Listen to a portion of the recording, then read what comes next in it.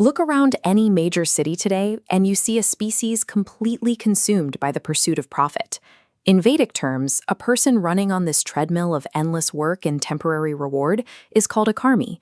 The goals are always tangible: a higher salary, a bigger house, or, as seen in this skyline, towering monuments to corporate and personal ambition. We pour thousands of hours into complex strategies, meticulously planning how to secure a comfortable future.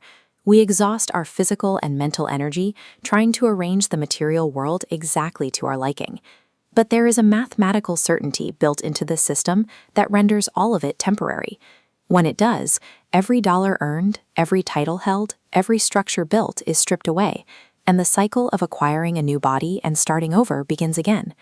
Because it ultimately ends in zero, the ancient texts categorize this entire lifestyle as parabhava, a complete defeat.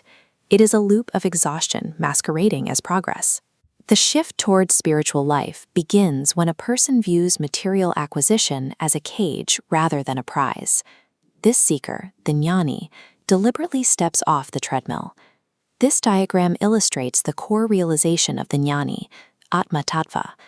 They understand that the physical form is a dissolving outer shell, while the bright core, the eternal soul, is the actual self.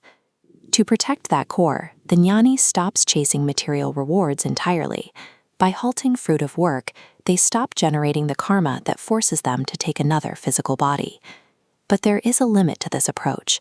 Simply realizing you are not the body leaves you in a passive, neutral state. Negating the physical world stops the pain, but without positive spiritual engagement, it leaves a void.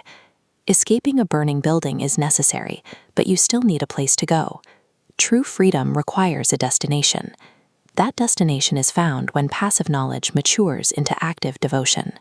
The jñāni becomes a bhakta, a devotee, who uses their understanding of the soul to engage in loving service to the Supreme Lord.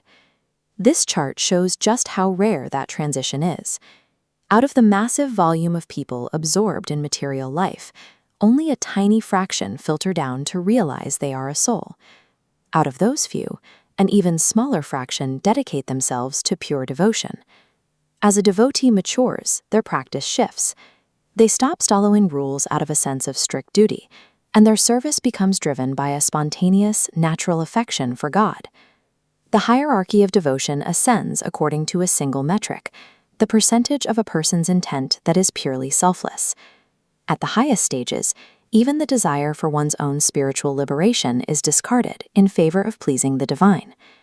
At the absolute peak of this hierarchy are the gopis of Vrindavana. Their devotion is categorized as the highest because it contains zero expectation. They serve Krishna without demanding any reward, comfort, or even reciprocation. This maps out vipralamba seva, or love in separation. Notice how, as the soul and divine drift apart, the connecting energy grows significantly thicker and brighter.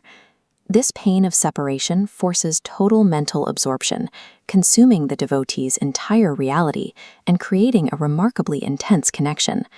While all gopis embody this selfless state, Śrīmatī Radharani experiences a depth of devotion that the Supreme Lord himself cannot fully analyze.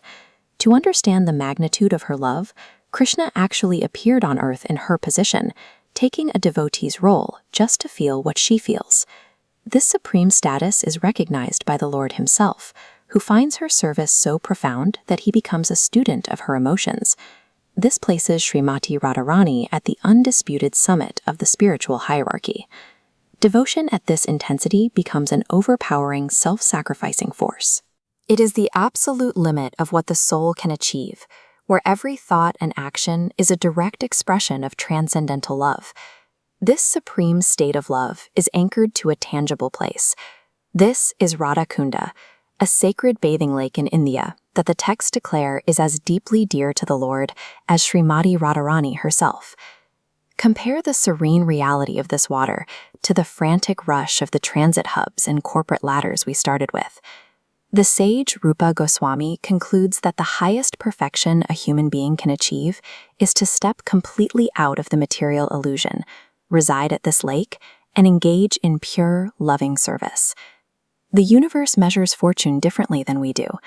The most fortunate people are not those who accumulate the most temporary wealth, or even those who achieve quiet detachment. The most fortunate are those who climb the hierarchy of devotion and find their ultimate shelter in pure, unmotivated love.